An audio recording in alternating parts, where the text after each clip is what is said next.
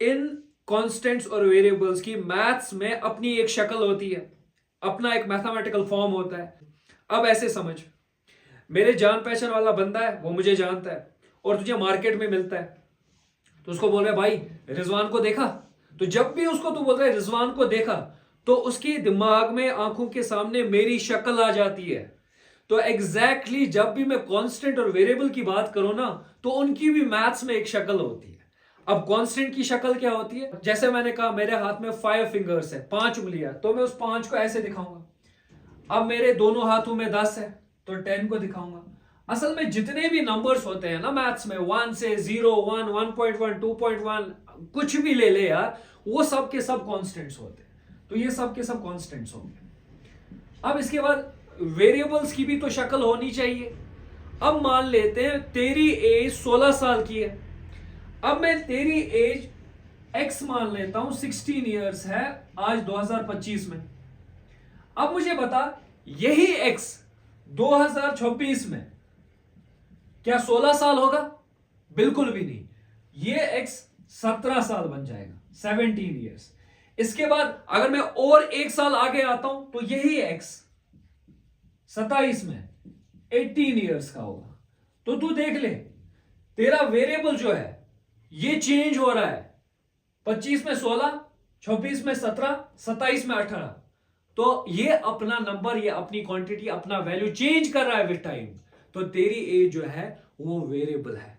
अब तो इसको x से दिखा, a से दिखा, b से दिखा, z से दिखा, a से लेकर z तक दिखा, कोई मसला नहीं है। तो जो वेरिएबल्स है इनको हम रिप्रेजेंट करते हैं अल्फाबेटिकल लेटर्स से, अल्फाबेट से। अब और आगे बढ़ते हैं। अब आता है अलजेब्रिक टर्म्स। टर्म्स, अब ये किस बला का नाम है? बहुत इजी है भाई, बहुत ज्यादा इजी है। बस तू अपना फोकस यहां रख, फिर मेरा काम है। मैंने कहा ना तू अलजेब्रा आगे सिखाएगा। अब देख, टर्म्स क्या होती है, ये कांस्टेंट और ये वेरिएबल, जब इनको मैं जोड़ देता हूं ना by means of product, by means of multiplication, सिर्फ मल्टीप्लीकेशन याद रखना, एडिशन सब्ट्रैक्शन डिवीजन इनमें मत जा, सिर्फ मल्टीप्लीकेशन याद रख। जब मैं कांस्टेंट और वेरिएबल्स को आपस में मिलाता हूं बाय मींस ऑफ मल्टीप्लीकेशन, तेरी टर्म्स आ जाती है।